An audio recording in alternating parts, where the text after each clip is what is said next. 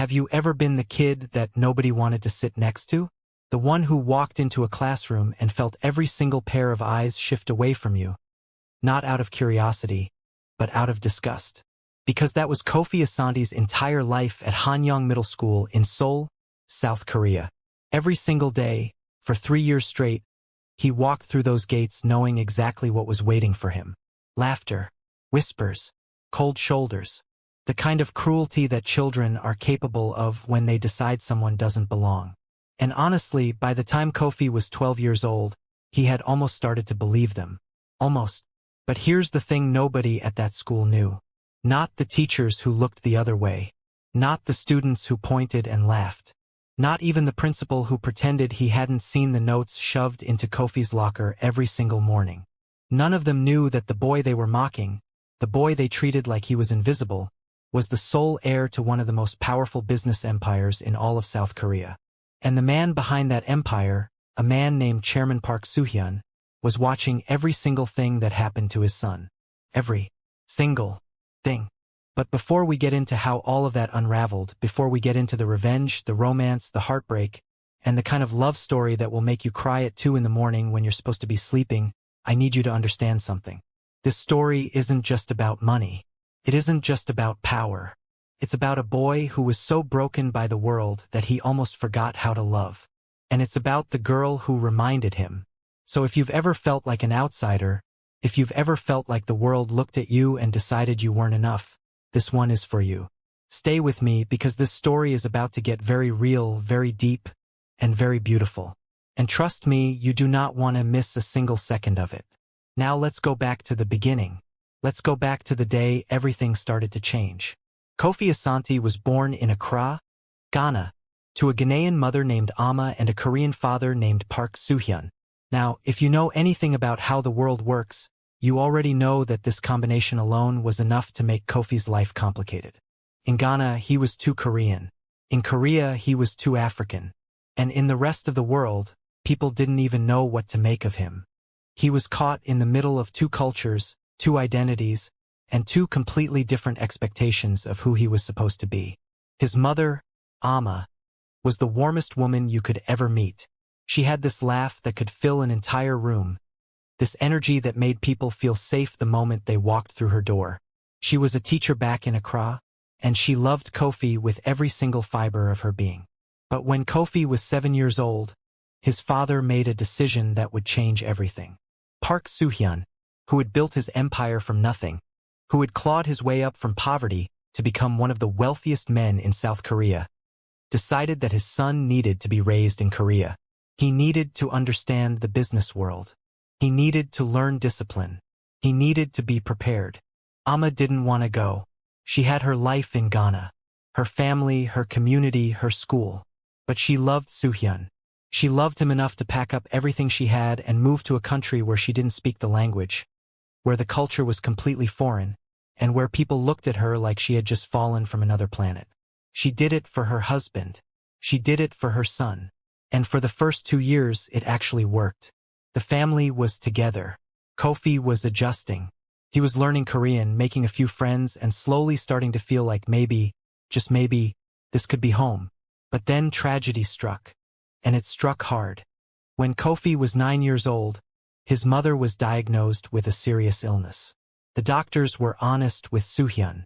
They told him that Ama's condition was deteriorating rapidly, and that even with the best medical care money could buy, the outcome was uncertain. Soo-hyun spent millions trying to find a cure. He flew specialists in from around the world. He tried every single option available to him. But some battles, no matter how much power or money you have, you simply cannot win. Ama passed away on a cold Tuesday morning in November. Kofi was 9 years and 4 months old. And that, right there, that was the moment everything broke inside of him. You see, Ama wasn't just Kofi's mother. She was his bridge. She was the person who connected him to both sides of who he was. She was the one who taught him about Ghana, about Africa, about his heritage. She was also the one who helped him navigate Korean culture, who translated not just the language but the emotions, the social cues, the unspoken rules. Without her, Kofi was completely alone in a way that most people will never understand. Soo-hyun tried. He genuinely tried to be there for his son. But the man was running a massive empire. He had board meetings, negotiations, deals that affected thousands of employees. And more than that, he was grieving too. He had lost the love of his life. And grief, especially the quiet kind that men like Soo-hyun carry, doesn't leave room for much else. So slowly, without either of them realizing it, a wall started to build between father and son. Kofi stopped talking about his feelings. Soo-hyun stopped asking. And by the time Kofi started middle school at Hanyang, the distance between them was so large that it might as well have been an ocean. Now, Hanyang Middle School. Let me paint this picture for you because it's important. This was one of the most prestigious schools in Seoul. The kind of school where every student came from a wealthy family. Where the hallways were spotless, the uniforms were perfectly pressed, and the expectations were impossibly high. And into this world walked Kofi Asante, a mixed-race boy with dark skin, curly hair, and a quiet demeanor that most of the other students immediately labeled as weakness. The bullying didn't start right away. Crept in slowly, the way these things always do. First it was just stares. Then it was whispers. Then someone left a note in his locker that said things I won't even repeat here, because they don't deserve to be spoken out loud. But the worst part wasn't the words. The worst part was the silence. The way nobody ever stood up for him. The way teachers pretended they didn't notice. The way the entire school operated as if Kofi Asante simply didn't exist. And here's what made it even more painful. Kofi didn't tell anyone. Not his father. Not a single teacher. Not a counselor. Nobody. Because in his mind, telling someone would mean admitting that he wasn't strong enough to handle it on his own. And after losing his mother, after watching his father disappear into his work, Kofi had decided one thing very early on. He would never, ever let anyone see him break. So he carried it. Every single day he carried it. He walked into that school with his head held just high enough to show he wasn't defeated, but just low enough to avoid making eye contact with the people who wanted to tear him apart. He ate lunch alone. He studied alone. He went home alone. And at night, when the house was dark and quiet and Chairman Park was in his office on the other side of the mansion, Kofi would sit by the window and look out at the city lights and wonder if anyone in the entire world actually cared whether he lived or died. But here is where I need you to pay very close attention. Because this is where the story starts to shift. This is where everything begins to change. It was a Wednesday, a completely ordinary Wednesday. Kofi was walking home from school, taking the long route through a small neighborhood park that most students avoided because it was out of the way. But Kofi liked it. It was quiet. It was peaceful. And most importantly, nobody bothered him there. He was sitting on a bench, reading a book, when he heard it. Music. Not just any music. Afrobeats. The kind of rhythm that his mother used to play in their kitchen on Sunday mornings while she cooked jollof rice. The kind of sound that made him feel, even for just a second, like he was somewhere else entirely. Somewhere safe. He looked up and there she was. Her name was Yuna Park. Yes, the same last name as his father. But they were not related. Park is one of the most common surnames in South Korea. Like calling someone Smith in America. Yuna was 16, 2 years older than Kofi, and she was sitting on the grass nearby with wireless earbuds in, swaying slightly to whatever she was listening to. She was half Korean and half Nigerian. Her mother was from Lagos, and her father was a Korean businessman who had met her mother at an international conference years ago. So in many ways, Yuna understood exactly what Kofi was going through, even before he ever said a word to her. But what caught Kofi's attention wasn't just the music. It was the way she looked. Not in a superficial way. It was the way she carried herself. There was this quiet confidence about her. This ease, like she had already made peace with being different in a world that wanted everyone to be the same. She wasn't trying to fit in. She wasn't performing for anyone. She was just existing beautifully and unapologetically, in the middle of a park in Seoul, listening to music from a continent most of the people around her had never even visited. Kofi stared for probably longer than he should have. And then, as if she could feel his eyes on her, Yuna looked up. Their eyes met, and she smiled. Not a polite smile. Not a forced social smile. A real one. The kind of smile that says, I see you. I actually see you. And for the first time in a very long time, Kofi felt something other than pain. Now, I know what some of you are thinking. He was 12. She was 14 going on 15. This isn't exactly a romance novel moment. And you're right. It wasn't. Not yet. But what happened in that park that day was something much more important than romance. It was the beginning of a connection. The first thread of a bond that would eventually become the most important relationship in Kofi's entire life. Yuna pulled out one of her earbuds and asked him a simple question. She asked if he wanted to hear the song she was listening to. Just like that. No introduction. No small talk. Just an open invitation. And Kofi, who had spent months refusing to engage with anyone at school, who had built walls so high that even sunlight couldn't get through, said yes. She handed him one earbud. He put it in, and for the next 3 minutes, they sat in silence, side by side, listening to a song that sounded like home. If you are enjoying this story so far, and you want to hear how this connection turns into one of the most beautiful and heartbreaking love stories I have ever told, make sure you hit that like button right now and subscribe to Afro-Korean Love Tales. We have so many more stories like this coming, and trust me, you do not want to miss them. Now let's keep going. Over the next few weeks, the park became their place. Not officially. They never agreed to meet there. It just happened naturally, the way these things do when two people are drawn to each other without fully understanding why. Kofi would show up after school, and more often than not, Yuna would already be there. Sometimes she was reading. Sometimes she was sketching in a small notebook she carried everywhere. Sometimes she was just sitting, watching the world go by with that same quiet confidence that had first caught Kofi's attention. They talked about everything and nothing all at once. Yuna told him about her life, about growing up between two cultures, about the way people in Korea sometimes looked at her like she was an experiment that had gone wrong. And Kofi listened, really listened, because for the first time in his life, someone was telling him a story that sounded exactly like his own. And slowly, carefully, like someone opening a door they had kept locked for years, Kofi started to share too. He didn't tell her everything right away.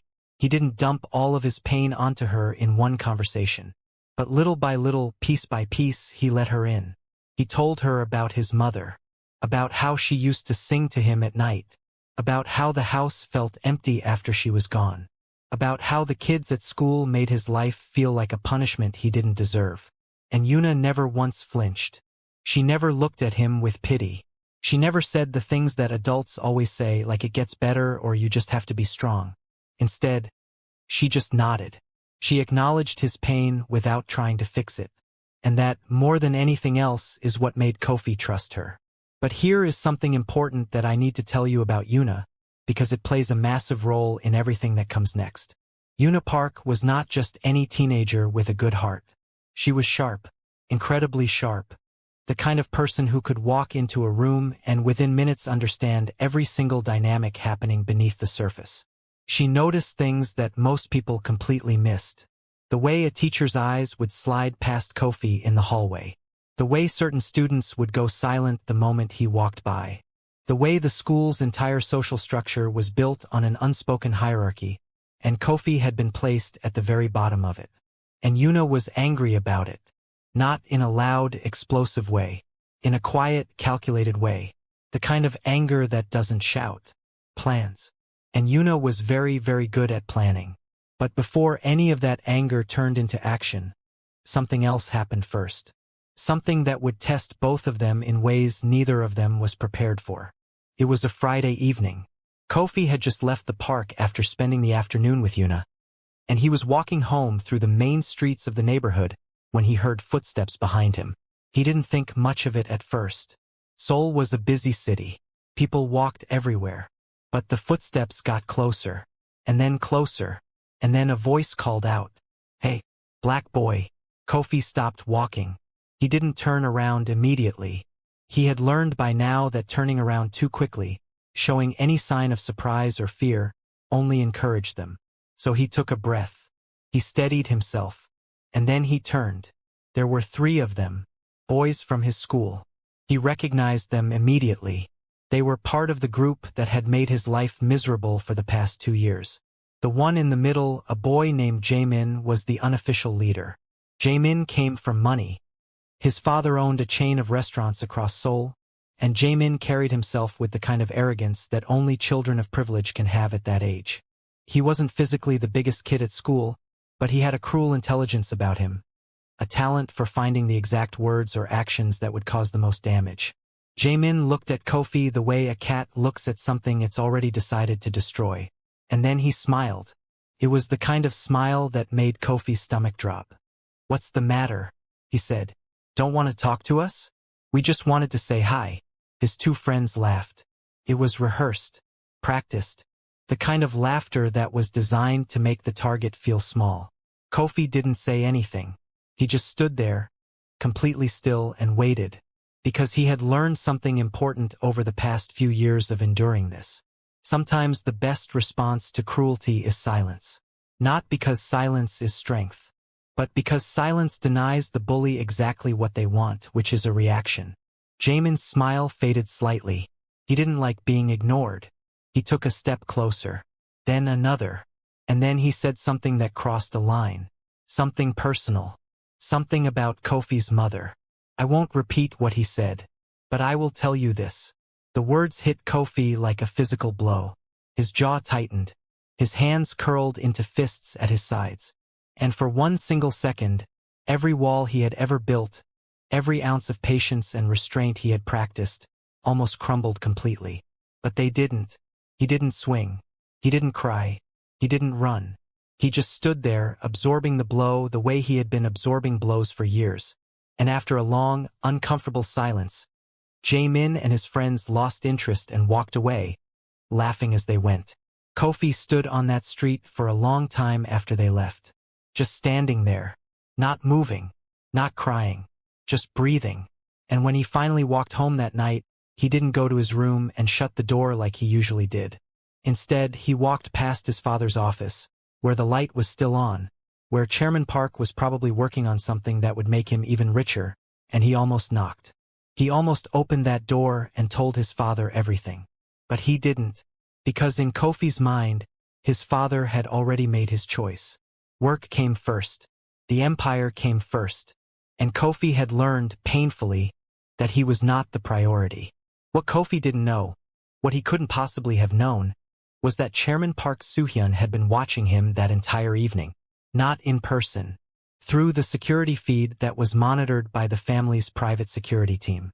The cameras were everywhere, a precaution that Soo-hyun had put in place years ago to protect his son. And on that Friday evening, one of the security officers had flagged the footage of the confrontation with Jaemin and his friends. Soo-hyun watched it 3 times. He watched his son stand there and take it. He watched the words land on Kofi's face like punches. And when the footage ended, Chairman Park Soo-hyun, one of the most powerful men in South Korea, a man who had built an empire through ruthless efficiency and calculated precision, put his head in his hands and wept, because he had failed his son. And he knew it.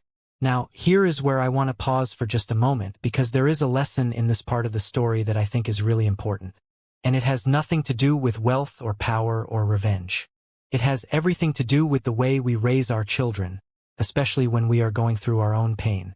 Soo-hyun was grieving. He had lost his wife, the woman he loved more than anything in the world. And grief does something terrible to people. It makes them turn inward.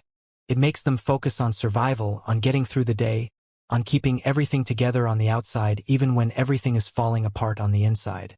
And in that process, the people closest to us, especially our children, become invisible.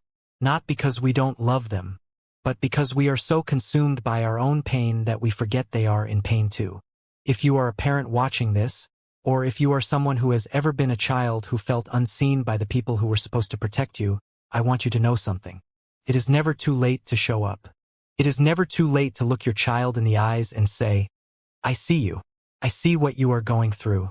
And I am here." It is never too late. Now back to the story. The morning after the confrontation, Kofi woke up and went through his usual routine. Shower, uniform, breakfast alone at the kitchen table while the house staff moved quietly around him. He grabbed his bag and headed for the door. And that is when he found something unusual. On the table by the front entrance, right where he always left his shoes, there was an envelope. His name was written on it in his father's handwriting. Neat, precise, the kind of handwriting that came from decades of signing contracts and business documents. Kofi picked it up and opened it. Inside was a single sheet of paper, and on it, in his father's hand, were just a few words. I am sorry. I have not been the father you deserve. I am working on that. But first, I need you to know that I see you. I have always seen you, and anyone who hurts you will answer to me. Kofi read it twice, then a third time, and then he folded it carefully, put it in his pocket, and walked out the door without saying a word. He didn't cry. He didn't smile. He didn't show any emotion at all on the outside. But inside, something very small and very fragile began to crack open. The tiniest crack of light, breaking through years of darkness. And that crack, small as it was, would eventually become everything. Now, that same weekend, Kofi went back to the park. And Yuna was there as expected. She was sitting in their usual spot, her notebook open, a pencil tucked behind her ear. She looked up when she saw him, and immediately, because she was Yuna, because she noticed everything, she knew something had happened. She didn't ask right away. She waited. She let him sit down. She let him settle. And then, after a few minutes of comfortable silence, she simply said, "You want to talk about it?" And Kofi, for the first time in his life, told someone the full truth. Not just pieces. Not just carefully edited versions of his pain. Everything. The bullying. His mother. His father. The note. All of it. It came out in a rush, like water breaking through a dam. And once it started, he couldn't stop it. Yuna listened to every single word. She didn't interrupt. She didn't offer solutions. She just sat there, present and steady, and she let him pour out everything he had been carrying for years. And when he finished, when the words finally stopped and the silence settled back in, Yuna did something that Kofi would remember for the rest of his life. She reached over and took his hand. Not in a romantic way. Not in a way that suggested anything beyond what it was. It was simply an act of human connection, of solidarity, of one person telling another person, without words, that they were not alone. They sat like that for a long time, the afternoon sun moving slowly across the sky, the sounds of the city humming in the distance. Two kids, both caught between worlds, holding hands in a park in Seoul, sharing a silence that said more than either of them could have ever spoken. And it was in that moment, that exact moment, that Kofi realized something he had been running from for a very long time. He was not alone. He had never really been alone. He had just been too afraid to let anyone close enough to prove it. If you are feeling connected to Kofi's story right now, if his journey is resonating with something deep inside of you, I want you to do something for me. Drop a comment right now and tell me, have you ever felt like an outsider? Have you ever felt like the world just didn't have a place for you? Because I promise you, you are not the only one. And this story is proof that even in the darkest moments, even when everything feels impossible, connection finds a way. Subscribe to Afro-Korean Love Tales if you haven't already, and make sure you hit that notification bell so you never miss a single story. Now let's keep going. The weeks that followed were some of the most transformative of Kofi's young life. Something had shifted inside of him after that day in the park. After he had finally let someone see the real him, all of it, the broken parts and the parts he was desperately trying to hold together. It was like a weight he had been carrying for so long that he had forgotten it was there had suddenly become lighter. Not gone. Not completely. But lighter. Bearable. And for the first time in years, Kofi started to feel something that resembled hope. Yuna became his anchor. Not in a way that made him dependent on her. Not in a way that replaced the healing he needed to do on his own, but in the way that good friendships always work at their best. She was there, consistently, reliably, without condition, and she challenged him too, which was something Kofi needed more than he realized. See, Yuna had a way of pushing people, gently but firmly, toward the best version of themselves. It was something she had learned from her own mother, a woman named Adiz, who had raised Yuna with a philosophy that was deeply rooted in both Nigerian and Korean wisdom. Adiz believed that true strength was not about being unbreakable. It was about being willing to bend without snapping, about feeling the pain fully, sitting with it, and then choosing every single day to get back up. And Yuna had taken that lesson to heart. She carried it with her everywhere she went, and she reflected it back to everyone she cared about, including Kofi. One afternoon, about 3 weeks after Kofi had told her everything, they were sitting in the park doing what had become their routine. Kofi was reading. Yuna was sketching. The late autumn sun was casting everything in that warm golden light that made Seoul feel almost romantic, even on the coldest days. And then Yuna looked up from her notebook and said something that stopped Kofi mid-sentence. "You know what your problem is, Kofi?" He looked up, surprised. Yuna was never blunt like that. She was careful with her words, thoughtful, deliberate. So when she said something direct, it meant she had been thinking about it for a while. "What?" he asked. She set her pencil down and looked at him directly. Not in a harsh way, in a caring way. The kind of look that says, "I am about to say something you might not want to hear, but I am saying it because I care about you. You are waiting for the world to apologize to you," she said. "And it never will. Not because you don't deserve one. You do. But because the people who hurt you don't even know they owe you anything. They don't lose sleep over it. They don't think about it. So if you spend your life waiting for them to feel guilty, you are handing them power over your happiness. And you are too smart, too strong, and too important to let that happen." Kofi stared at her. He didn't say anything for a long time, because she was right. She was completely, painfully right, and hearing it out loud, from someone who actually understood what he was going through, hit differently than it would have coming from a therapist or a teacher or even his father. "So what am I supposed to do?" he finally asked. Yuna smiled. That quiet, knowing smile that Kofi was becoming very familiar with. "You stop waiting. And you start becoming the person that makes them realize they were wrong. Not through revenge. Through living. Through becoming so undeniably successful, so undeniably happy, that the very act of your existence proves every single thing they ever believed about you was a lie." It was, without exaggeration, one of the most important conversations of Kofi's life. And he didn't fully understand the weight of it at the time. But he would. Years later, when everything had changed, when the story had reached its most dramatic and emotional peak, Kofi would look back on that moment in the park and recognize it as the turning point. The exact moment when he stopped being a victim and started becoming something else entirely. But that transformation didn't happen overnight. It was a process. A slow, sometimes painful, sometimes beautiful process that unfolded over the next several months.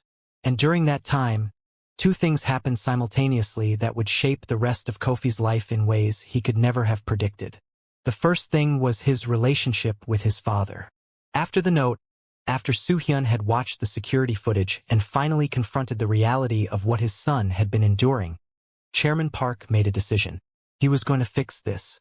Not just the bullying situation, although that would be addressed too. He was going to fix the distance between himself and his son. He was going to show up the way he had failed to do for the past 3 years. Started small. The next morning after the note, Kofi came downstairs for breakfast and found his father sitting at the kitchen table. Not working, not on his phone, not reading a report, just sitting there with 2 plates of food in front of him, waiting. Kofi stopped in the doorway. He didn't know what to do. This wasn't how mornings worked in their house. Mornings were quiet. Mornings were lonely. Mornings were Kofi eating alone while his father disappeared into the demands of his empire. Soo-hyun looked up at his son, and for the first time in years, there was no wall in his eyes. No distance. No grief hiding behind a mask of composure. There was just a father, looking at his child, and feeling the full weight of every mistake he had made. "Sit down," Soo-hyun said quietly. "Please." And Kofi sat down. They didn't talk about anything heavy that morning. Soo-hyun asked about school, about what Kofi was reading, about whether he liked the new jacket that had been delivered to his room the week before. Simple questions. Surface-level questions. But the fact that he was asking them at all, the fact that he was present physically and emotionally, meant everything. And from that morning on, Soo-hyun made it a priority. Every single morning, without fail, he sat down with his son for breakfast. Sometimes they talked. Sometimes they ate in comfortable silence. But he was there. And slowly, painfully slowly, the wall between them began to crack. Now, the second thing that was happening during this time was something much more complex. And it had everything to do with Yuna. Because as the months passed, as Kofi and Yuna spent more and more time together, something was changing between them. Something that neither of them could quite name at first, but that both of them could feel. It was subtle. It was quiet. But it was there, growing beneath the surface like roots spreading underground. Invisible but undeniable. Kofi started noticing things about Yuna that he hadn't noticed before. The way her eyes crinkled slightly when she laughed. The way she always smelled faintly of vanilla, from the lotion her mother made her. The way she would unconsciously tuck a strand of hair behind her ear when she was thinking deeply about something. Small things. Insignificant things. The kind of things you only notice when someone has become important to you in a way that goes beyond friendship. And Yuna was experiencing the same thing. She would catch herself thinking about Kofi at random moments throughout the day. Wondering how he was doing at school. Whether he had eaten lunch. Whether anyone had said something cruel to him that she wasn't there to witness. And she would feel this strange ache in her chest. This protective instinct that went far beyond what you would feel for a casual friend. But neither of them said anything. Not yet. Because they both understood, instinctively, that what was growing between them was fragile. And fragile things, if handled carelessly, can shatter before they ever have the chance to become something beautiful. So they let it breathe. They let it exist in the space between them, unnamed and unspoken, like a secret they were both keeping from each other while somehow sharing it at the same time. And it was during this delicate, in-between time that Jaemin decided to make his next move. It started with a rumor, as these things always do at middle school. Someone had started whispering that Kofi was spending time with Yuna Park after school. And in the social ecosystem of Hanyang Middle School, where every relationship was analyzed and every friendship was treated like a political alliance, this was big news. Because Yuna was not just any student. She was well-liked, respected even. She was smart, talented, and carried herself with a quiet authority that most people gravitated toward. And the idea that she was spending time with Kofi, the boy that the school had collectively decided was beneath them, was deeply unsettling to the social order that people like Jaemin had carefully constructed. Jaemin heard about it on a Monday.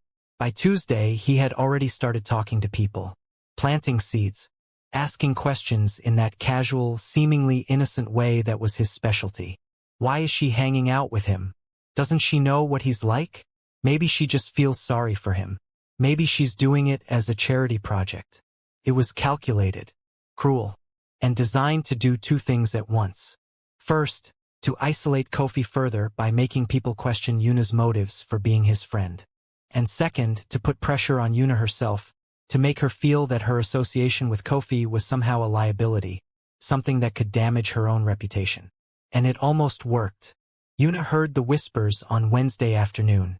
She was walking between classes when a girl she sort of knew stopped her in the hallway and, with a sympathetic expression that was clearly rehearsed, said, "Hey, I just wanted you to know people are talking about you and that African kid. They're saying some pretty mean stuff. You might want to distance yourself." Yuna thanked the girl politely. She smiled. She nodded. And then she walked to the bathroom, locked herself in a stall, and sat there for 5 minutes, breathing slowly, processing what she had just been told. Because here is the thing about Yuna that made her different from almost everyone else at that school. She didn't panic. She didn't immediately start calculating the social cost. She didn't weigh her reputation against her conscience and decide which one mattered more. Instead, she sat there in that bathroom stall and she asked herself one single question. What would my mother do? And the answer came immediately, clearly, without hesitation. Adiz, Yuna's mother, was a woman who had spent her entire life refusing to shrink herself to fit into spaces that were not designed for her. She had moved from Lagos to Seoul. She had married a Korean man in a society that was still deeply uncomfortable with interracial relationships. She had raised a mixed-race daughter in a country where mixed-race children were often treated as anomalies. And through all of it, she had never once apologized for existing. never once changed who she was to make other people comfortable. So when Yuna asked herself what her mother would do, the answer was obvious. She would not run. She would not hide. She would not distance herself from someone she cared about just because other people disapproved. Yuna left that bathroom stall with her jaw set and her eyes clear. And the very next day, Thursday, she did something that the entire school would be talking about for weeks. She showed up to lunch. Not at her usual table. Not with her usual group.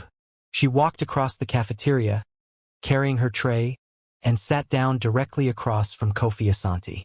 In front of everyone. In plain view of every single student in that room. The cafeteria went quiet. Not completely, but noticeably. Heads turned. Whispers started. And Kofi looked up at her with an expression that was equal parts confusion and something else. Something warmer. "What are you doing?" he asked quietly. Yuna set her tray down, opened her milk carton, and took a calm sip before answering. "Having lunch with my friend," she said simply. "Is that okay with you?" And Kofi, for the first time in a very long time, smiled. A real smile. The kind that reached his eyes. "Yeah," he said. "That's okay with me." They ate lunch together that day. And the next day. And the day after that. And within a week it had become a fixture. Yuna and Kofi, sitting together in the cafeteria, talking and laughing and existing in each other's space as if the rest of the school and all of its unspoken rules simply did not matter. And here is what was beautiful about it. Here is what made it truly remarkable. Within 2 weeks of Yuna starting to eat lunch with Kofi, other students started joining them. Not many at first. 1 or 2 here and there. Quiet kids. Kids who had always felt a little bit on the outside themselves. Kids who had watched Kofi get bullied and had felt uncomfortable about it but had never had the courage to do anything about it. Yuna's simple, quiet act of defiance gave them permission. Permission to be decent. Permission to choose kindness over conformity. And Jaemin watched all of this happen from across the cafeteria, and the anger that built inside of him was something that would eventually lead to the biggest confrontation of Kofi's young life. But that confrontation and everything that came with it is a story for the next part. Because first, I need to tell you about something that happened between Kofi and his father. Something private. Something deeply emotional. Something that changed the entire trajectory of Kofi's life and set the stage for the dramatic events that were about to unfold. If this story is hitting you right in the chest, if you are feeling every single emotion that Kofi and Yuna are going through, then I need you to do something for me right now. Share this video with someone you know who needs to hear this story. Maybe it's a friend who is going through a hard time. Maybe it's a family member who feels like an outsider. Maybe it's yourself. This story is proof that no matter how dark things get, no matter how alone you feel, the light always finds a way back in. Subscribe to Afro-Korean Love Tales if you haven't already, and drop a comment telling me which character you relate to the most. I read every single one. Now let's keep going. It was a Saturday morning when it happened. One of those rare weekends where Seoul felt almost peaceful, where the city noise seemed to soften just enough to let you breathe. Kofi had woken up earlier than usual, not because of an alarm, but because of a smell. Something warm and rich and deeply familiar drifting through the hallway of the mansion. Something he hadn't smelled in years. He followed it downstairs, still half asleep, his hair messy, his eyes barely open. And when he turned the corner into the kitchen, he stopped dead in his tracks. His father was cooking, not ordering food from a restaurant. Not having the house staff prepare something. Actually cooking. Standing at the stove in a simple white t-shirt and sweatpants. An apron tied around his waist. Stirring something in a large pot with a wooden spoon. And the smell that had woken Kofi up, was jjigae. A traditional Korean stew that Soo-hyun's own mother had taught him to make decades ago. Back when he was just a young man with nothing but dreams and determination. Kofi stood in the doorway and watched his father for a moment before Soo-hyun noticed him. And when the chairman looked up and saw his son standing there, something flickered across his face. Not guilt exactly. Something deeper. Something that looked like a man who was finally, after years of running from it, deciding to face the thing he had been avoiding. "Good morning," Soo-hyun said. "Sit down. It is almost ready." Kofi sat. He watched his father move around the kitchen with surprising ease, adding ingredients, tasting, adjusting. It was strange to see this man, this powerful, intimidating figure who commanded boardrooms and made decisions that affected thousands of people, doing something so simple, so human, so ordinary. They ate together. The jjigae was good, really good. And as they ate, Soo-hyun started talking. Not about business. Not about schedules or plans or expectations. He started talking about Amma. He told Kofi things he had never told anyone. About the day they met at an international business conference in Singapore, where Amma had been volunteering as a translator. About how she had laughed at something he said, genuinely laughed, and how that laugh had completely disarmed him.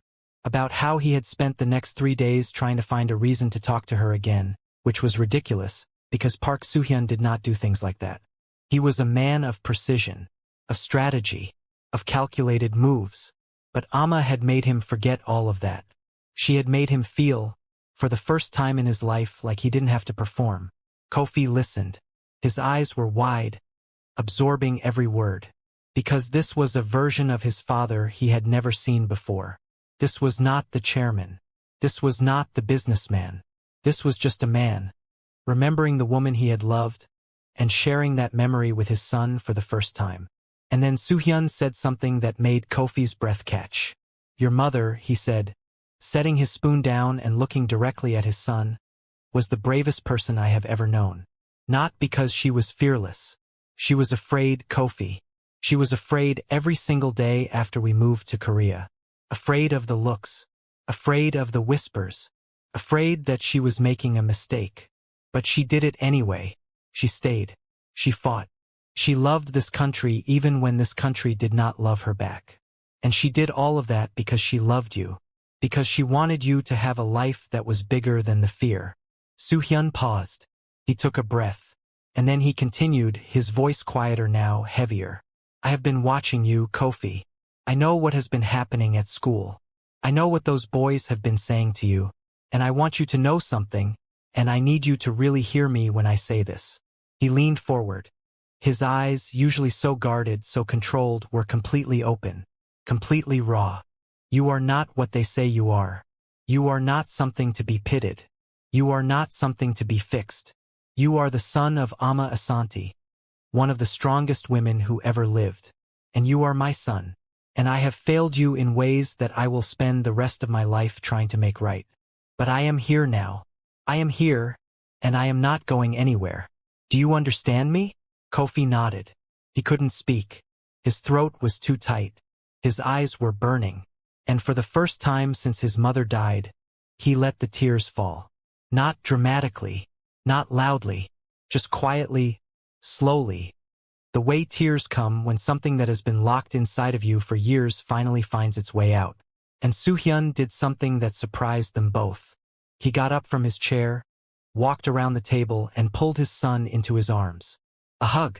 A real, full, tight hug. The kind of hug that says everything words cannot.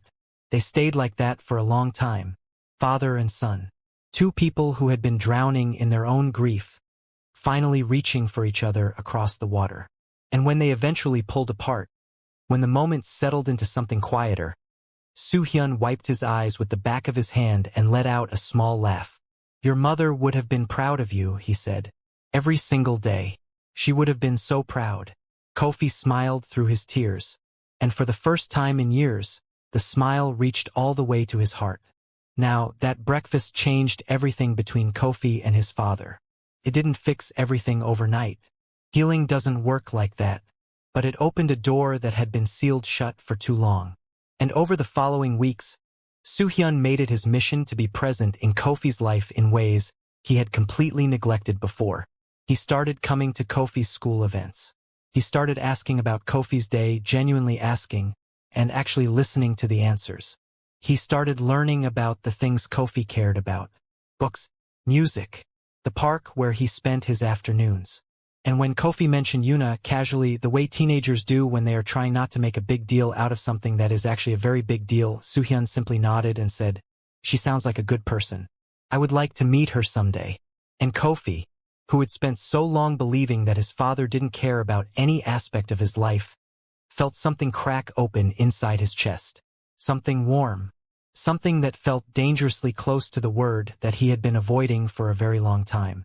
Hope. But even as this beautiful, healing process was unfolding between Kofi and his father, the storm that Jae-min had been quietly building was getting closer. And it was about to arrive with a force that none of them were prepared for. It happened on a Tuesday. A cold, gray Tuesday in late autumn. The kind of day where the sky hangs low and heavy and everything feels like it is holding its breath.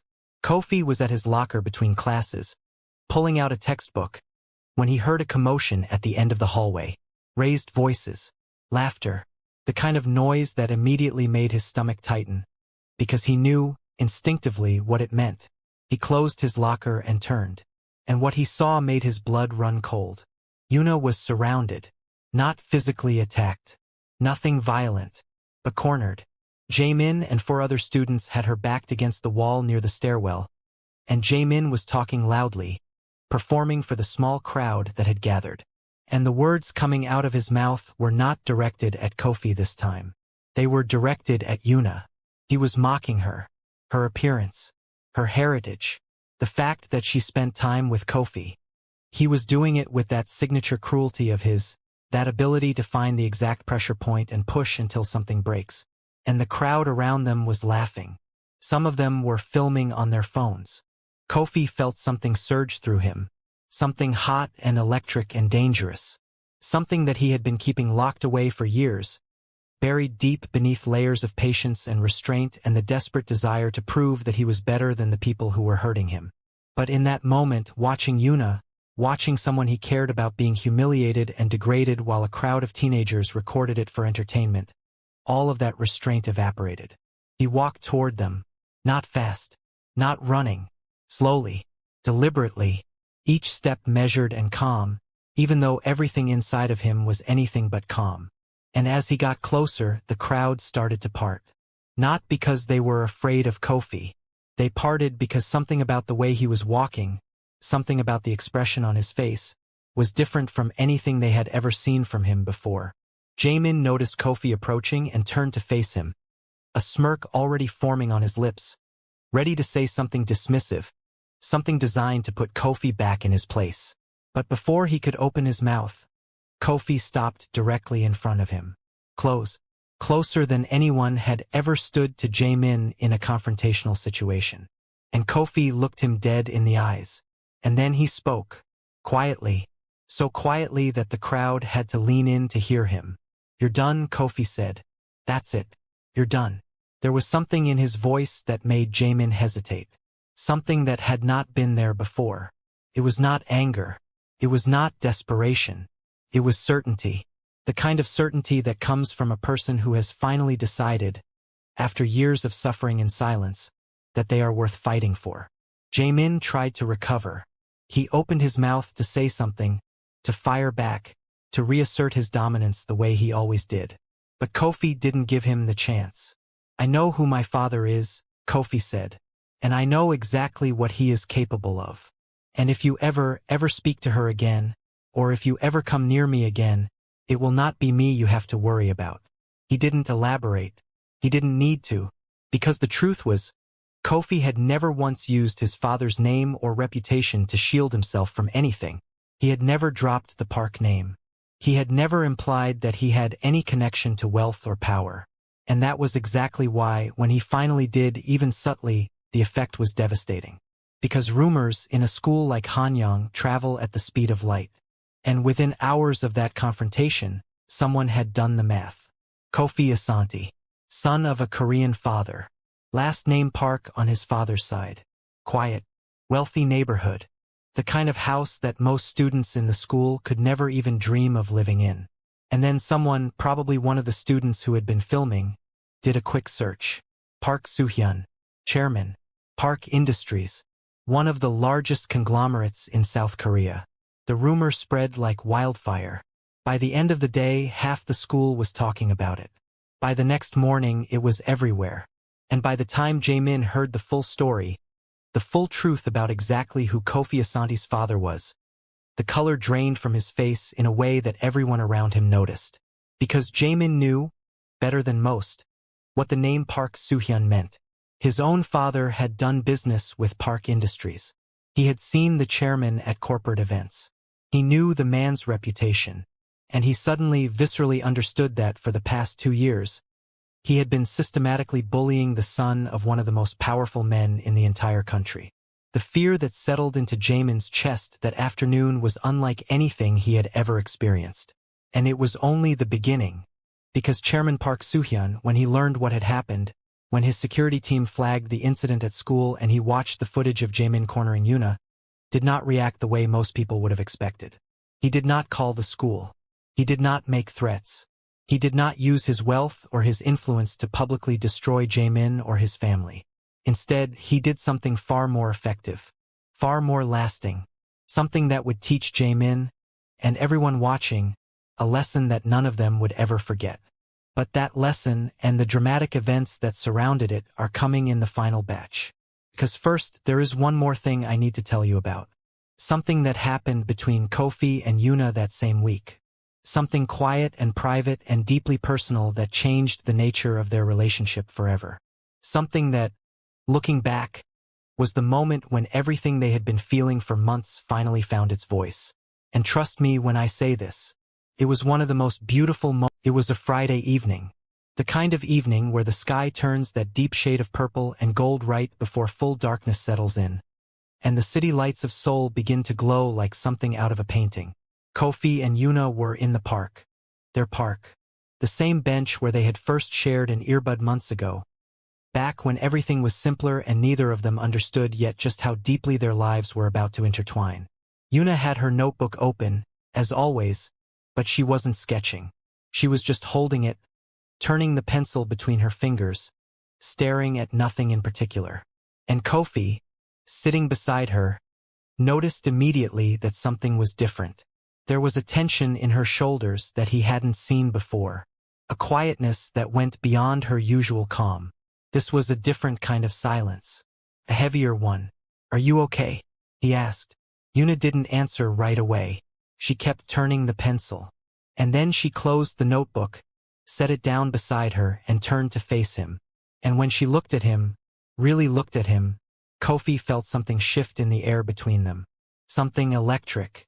Something that had been building for months, quietly and patiently, and was finally ready to surface. "Can I show you something?" she asked. He nodded. She opened the notebook again and flipped to a page near the back. And there, filling the entire page in careful, detailed pencil strokes, was a drawing. Of Kofi. Not a casual sketch. Not a quick doodle. This was a portrait. A real, deeply personal portrait that had clearly taken hours of work. Hours of attention. Hours of looking at him closely enough to capture every single detail. The way his eyes carried both sadness and strength. The slight curve of his mouth when he was thinking. The way light fell across his face on an afternoon like this one. It was beautiful. Genuinely, breathtakingly beautiful. And as Kofi looked at it, as he took in every line and shadow and careful detail, he understood something that Yoona could never have said out loud. Not yet. Not at their age. Not in a world that already made both of them feel like outsiders for simply existing. But the drawing said it. Clearly. Honestly. Without any room for misinterpretation. She had been watching him. Really watching him. Not the way you watch someone you feel sorry for. The way you watch someone who has become the most important person in your world without you fully realizing it until the moment you try to put them on paper and find that you cannot capture everything you feel. Kofi stared at the drawing for a long time. And then he looked up at Yoona. And she was watching him. Waiting. With an expression that was equal parts vulnerability and courage. The expression of someone who had just handed over a piece of themselves and was waiting to see if it would be received gently. "This is how you see me?" Kofi asked quietly. Yoona nodded. "Just once. Simply. This is how I have always seen you," she said. And in that moment, in that exact moment, something that had been growing between them for months finally bloomed into something neither of them could ignore or pretend wasn't there. It wasn't a kiss. It wasn't a grand romantic gesture. It was simpler than that. More honest than that. Kofi reached over and took her hand. The the same way she had taken his hand months ago in this very spot. And this time, when their fingers intertwined, they both knew exactly what it meant. They sat like that as the sky darkened around them, hand in hand, not saying a word, because there was nothing left to say that their silence wasn't already saying perfectly. And that, right there, was the moment when Kofi Asante's heart, the heart that had been broken and guarded and locked away for so long, finally opened. Fully, completely, without reservation. Now, the very next morning, everything that Chairman Park Soo-hyun had been quietly planning came into motion. Because in the days following the confrontation at school, Soo-hyun had not sat idle. He had been working, quietly, methodically, the way he had built his empire in the first place. Not with loud displays of power, but with precision, with strategy. The first thing Soo-hyun did was not target Jaemin directly, because Soo-hyun understood something fundamental about how the world works. Punishing one bully does not change the system that created him. It simply creates a martyr. So instead of going after Jaemin, he went after the school itself. He requested a meeting with the principal of Hanyang Middle School. Not through a phone call, not through an assistant. He showed up in person, alone. Just Chairman Park Soo-hyun, in a simple dark suit, sitting across from a man who suddenly realized that the father of the boy he had been ignoring for 3 years was one of the wealthiest and most influential people in the country. Soo-hyun did not raise his voice. He did not threaten. He did not make demands. Instead, he laid out the facts. Every single incident of bullying that his son had endured over the past 3 years.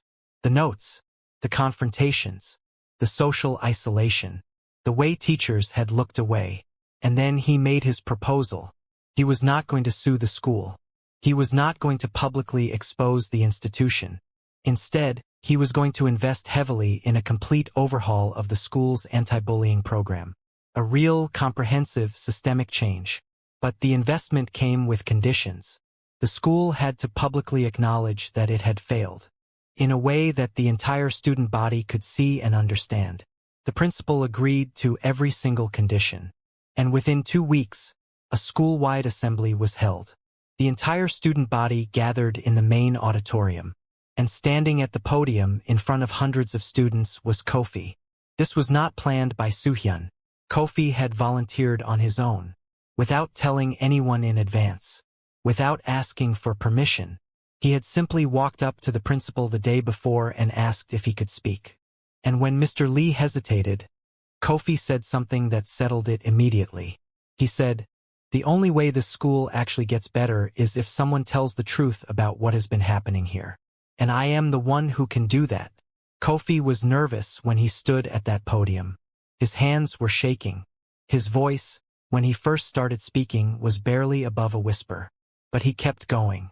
Because Yuna was sitting in the 3rd row, watching him with those steady, believing eyes. And somewhere in the back of the auditorium, Chairman Park Soo-hyun had slipped in quietly and was standing against the wall, watching his son with an expression no one had ever seen on the chairman's face before.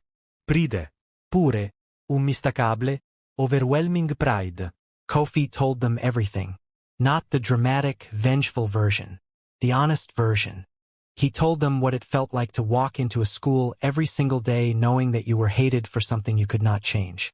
He told them about the loneliness, about eating lunch alone, about the notes in his locker, about the way silence from bystanders hurt just as much as the words themselves.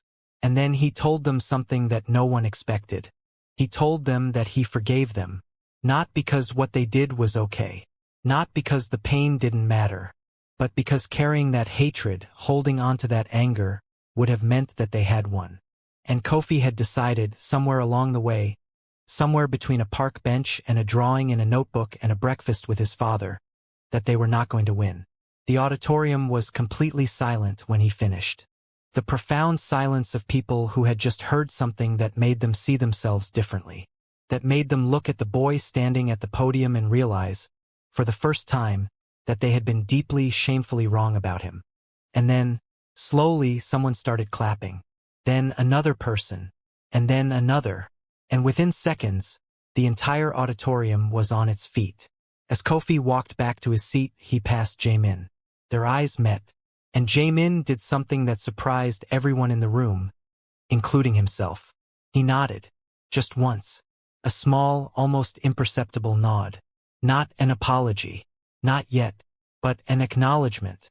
A silent admission that something had just happened that could not be undone. Years later, Kofi would go on to build an organization dedicated to supporting mixed heritage youth across South Korea. A place where kids who felt like they didn't belong anywhere could come and find community. Find support. Find each other.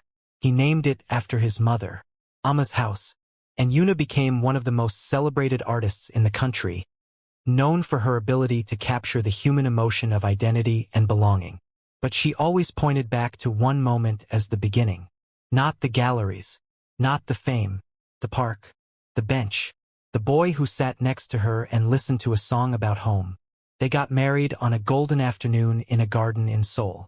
And when Yuna said her vows, she looked into Kofi's eyes and said, "I have spent my entire life drawing pictures of the world, but you are the most beautiful thing I have ever seen, and I will spend the rest of my life trying to capture you.